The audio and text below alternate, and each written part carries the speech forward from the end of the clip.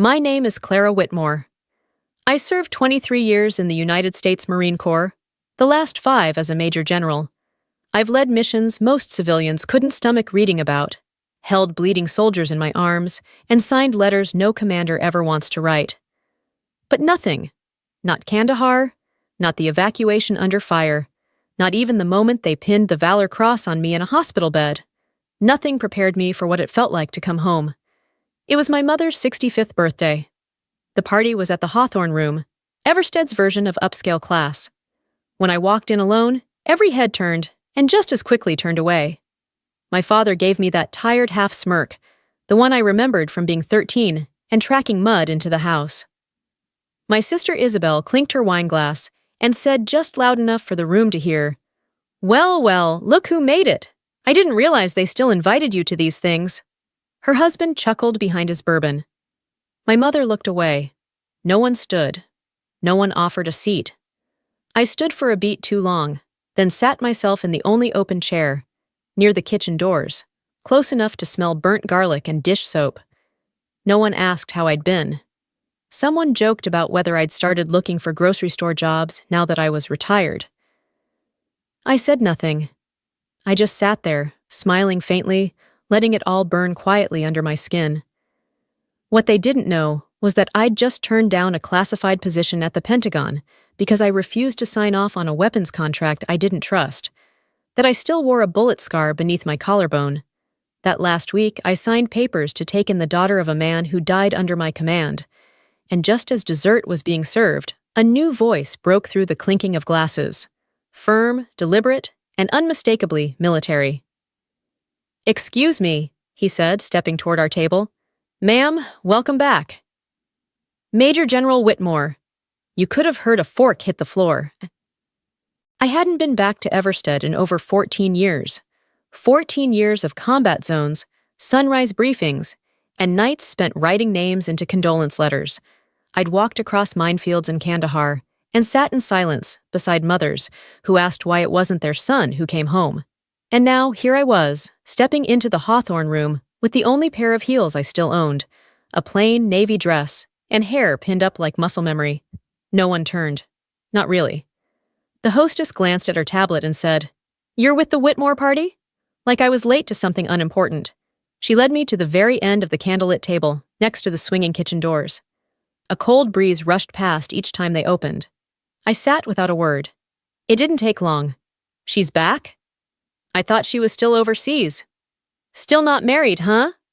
I lifted my glass of water and stared through it like a lens, hoping if I held it there long enough, the voices would dissolve. But they didn't. They never did. My sister Isabel made her grand entrance like she always had, sweeping in just late enough to turn heads. Crimson gown, hair in waves, heels like stilettos. She walked straight to the head of the table and kissed the mayor's cheek like they were family. "It's such an honor," she beamed, "to lead New Horizons into its next phase." She didn't look at me, not even a glance. Our mother stood to give her speech. Her voice rang clear across the murmurs and cutlery. She spoke about family, resilience, and blessings. She praised Isabel's nonprofit, congratulated Cousin Reed on getting into med school, and boasted about a 5-year-old's spelling bee win. But she didn't mention the daughter who had worn the American flag on her shoulder across 3 continents. I raised my glass anyway, because my hand needed something to do. A great aunt leaned in beside me, adjusting her bifocals. "What do you do in the military, dear? Logistics, rations, or something with supplies?" I smiled politely. "Something like that." She nodded, satisfied. The truth wouldn't fit into her version of patriotism, and honestly, I was too tired to shrink myself for their comfort. After the cake was served and the small talk wore thin, Isabel finally made her way to me. She leaned down, all charm and artifice, and whispered in my ear, "You really shouldn't have come. Mom didn't want the vibe tonight to feel overshadowed." I didn't respond. I just stared at her. The same girl who once begged me not to leave for basic training, then never wrote back once I did. The same girl who copied my homework in school, then blamed me when we got caught. Somehow, she still thought she had the right to narrate my absence. I just kept quiet, because I knew the story she was telling now was about to fall apart. They didn't know it yet, but something was coming, something real. The next morning, the motel room smelled like bleach and air conditioning and nothing else.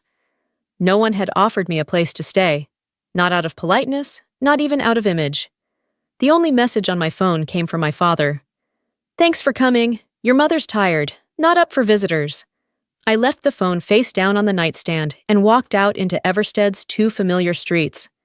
I didn't have a plan, just a need to breathe in air that wasn't perfumed by the past. But this town had a way of steering you toward things you didn't ask for.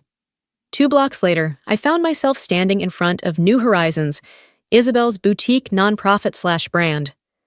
The display window was covered with a life-sized promotional banner.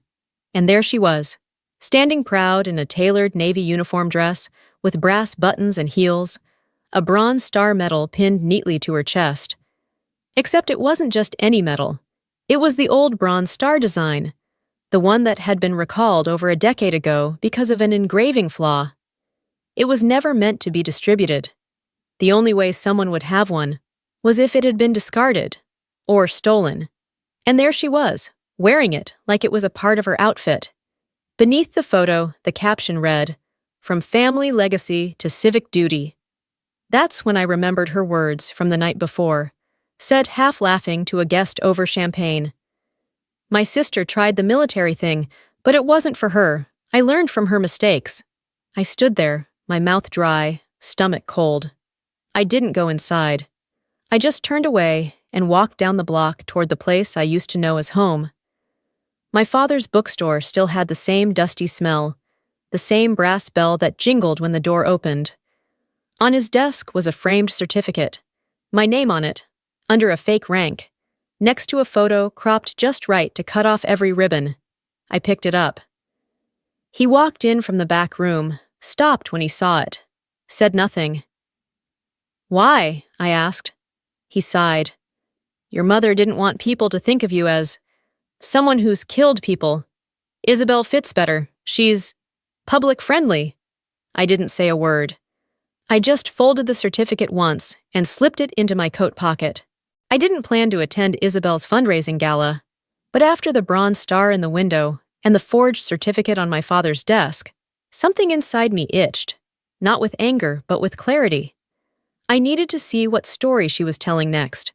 The Everstead Country Club ballroom was dressed to impress. Crystal chandeliers, polished floors, jazz quartet in the corner, and a curated guest list full of smiles too white to be real. I checked the seating chart and, as expected, found myself at table 12, conveniently placed between the restroom doors and a service cart station. The woman across from me scrolled through her phone the entire time. The man beside me was already on his second bourbon, humming off-key with the band. I didn't mind. They left me alone. Halfway through the night, a man in a navy suit stepped on stage. Tall, silver-haired, and self-assured. Elliot Crane, Isabel's largest backer. The kind of man who smiled with his chin. "Tonight," he began, "we celebrate resilience and vision. Isabel Whitmore represents a future unburdened by the darker chapters of the past. Even with a family name once marked by military scandal, she has risen above." His words hit like shrapnel. Scandal? I had never been investigated. But I remembered the rumors, old whispers from Kandahar. I was medevaced mid-mission after catching shrapnel during a rescue op. Some thought I'd abandoned post. I'd filed my report. It had been cleared. I thought that was the end of it. Apparently, it wasn't.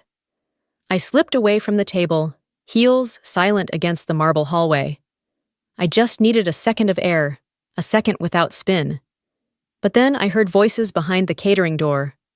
Muffled. 2 women, one of them Isabel. She never defends herself.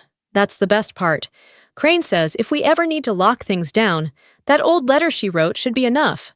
The one about her squad mate? It shows she covered for someone. It's all we need. The blood drained from my face. There was only one letter she could mean. The one I wrote in a hospital bed. The one that protected Captain Miles Bennett. I had buried that letter like I buried the guilt. Now, I knew who was holding it. Back at the motel, I sat in the dark with nothing but the hum of the air conditioner and the weight in my chest.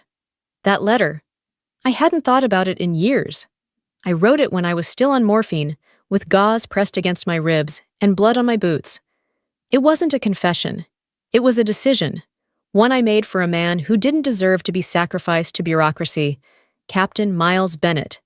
He'd made a call that day in Kandahar, a split-second choice, diverted the evac route to save a group of civilians, breaking protocol in the process. It worked. It saved lives. But it wasn't clean, and someone had to answer for it. That someone should have been me. So I wrote the letter, told command I'd ordered it, protected him. He died a week later. Now Isabel had it, or Crane did, and they were using it like ammunition. I pulled the deployment trunk out from the motel closet. It was dented, dusty, and still smelled faintly of sand and diesel. I opened it with fingers that shook harder than I wanted to admit. Buried beneath rolled-up fatigues and an old field manual was a weathered folder. Inside, the original letter, my draft, my handwriting, and beneath that, something wrapped in cloth. The silver falcon. It was a small insignia pin, no bigger than a thumbprint. Miles had given it to me the night before that mission. "You're the one who'll do the right thing, even if it burns," he'd said. I turned it over, fingers tracing the smooth metal. Then I felt it, a faint seam. Heart pounding, I took my knife and gently pried the back open. Inside was a micro SD card. I stared at it for a long moment, then slid it into the reader on my laptop. It took a few seconds to load. Then a folder popped up. Kfield_confidential. 3 audio files. I hit play. A voice low and steady. "Manifest says medical supplies. You and I both know that crate holds ordnance. We move it before the UN sweep. No questions." Then another voice, familiar, urgent. "Miles. You can't run weapons through a shelter zone. There are families in there, kids." And in that moment, I knew. Miles didn't just die in a war. He died standing in someone's way. The National Veterans Conference in Chicago was a mix of medals, memory, and media tension. Flags lined the entrance. Protesters shouted across the barricades. Some signs read, "Let the truth speak." Others accused people like me of betrayal. I walked through it all with my head high and my hands steady. Colonel Ray Sanderson met me backstage. He didn't waste time.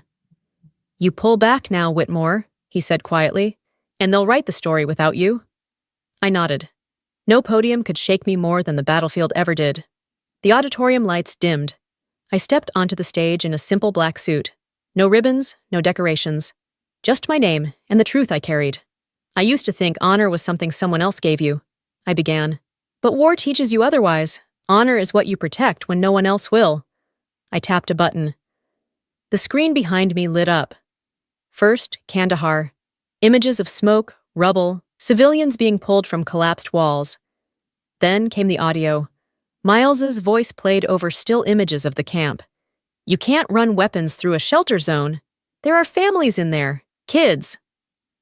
And finally, the third file. "If I don't make it," Miles said, his voice unsteady but firm, "tell Whitmore, she'll know what to do." I stood still. Let the silence breathe. Then a figure stepped forward from the side of the stage.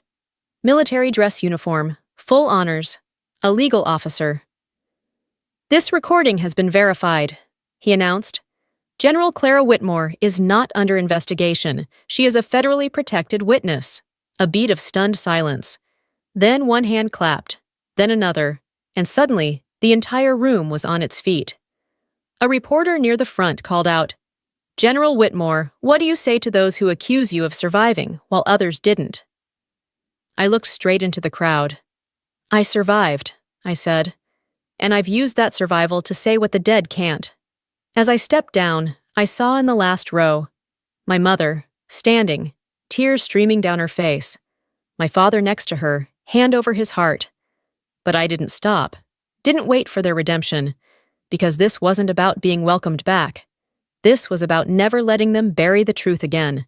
2 days later, Elliot Crane's name exploded across every major news outlet. Veterans scandal uncovered. Illegal arms deal tied to nonprofit donor. Headlines ran faster than his lawyers could spin. By morning, footage of his arrest, gray suit, handcuffed outside his Westbridge estate, circulated like wildfire.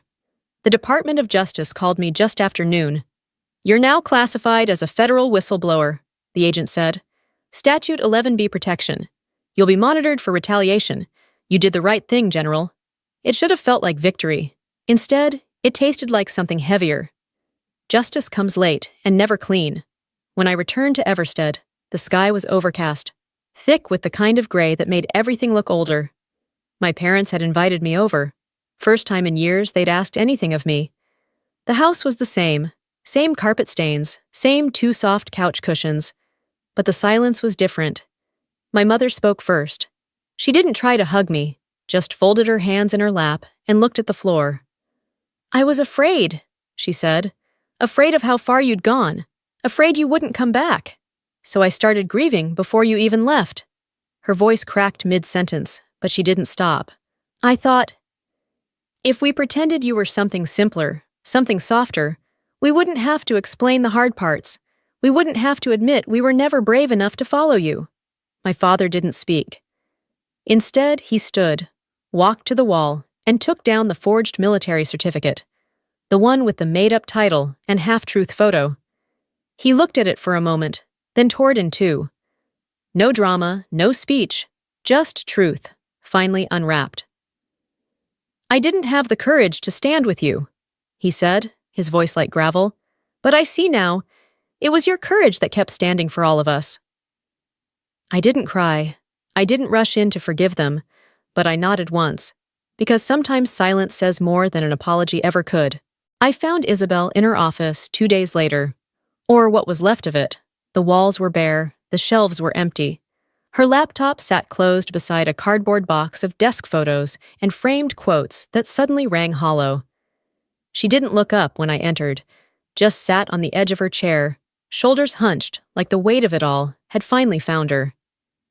"They pulled everything," she said quietly.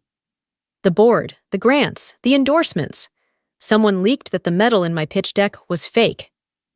She let out a breath that sounded like it hurt. "I didn't think it mattered. I just wanted Mom to look at me the way she looks at you." She finally raised her eyes. "But I forgot what you had to survive to earn that look." Her voice cracked. "I gave them the letter. I didn't even read the whole thing. I just skimmed it. Crane's people said it was background vetting. I didn't know what they'd do with it. I didn't know it would destroy you." I didn't speak for a long time. Then finally I said, "You don't need to be me, Isabel. You just need to stop turning other people's wars into your stage." There was no venom in my voice, just clarity. She didn't argue, didn't defend herself. She just nodded, as if maybe for the first time, she finally saw the line between admiration and theft, and that she had crossed it. 3 months later, the Marcus Bennett Veterans Resource Center opened its doors on the edge of Everstead. The town that once overlooked me now stood still, shoulder to shoulder, beneath flags and early morning light. The ceremony was quiet, intimate, exactly what Miles would have wanted. Inside the entrance, a glass case held a silver falcon pin, polished but worn. Beneath it, a plaque read, "Proof of survival, promise to speak." I stood in full uniform, not for recognition, but for remembrance. Beside me, Lily, Miles's daughter, held a framed photo of her father. She didn't speak, but her presence was louder than any speech I could have given. Toward the back, I saw Isabel. No press, no camera crew, just her. A white blouse, hands folded, eyes steady on mine. And this time, she didn't look away. A reporter asked, "General Whitmore, after everything, what matters most to you now?" I looked at Lily, at the plaque, at the people who had finally chosen to see. "That this place stays standing," I said, "and that the truth stays standing with it."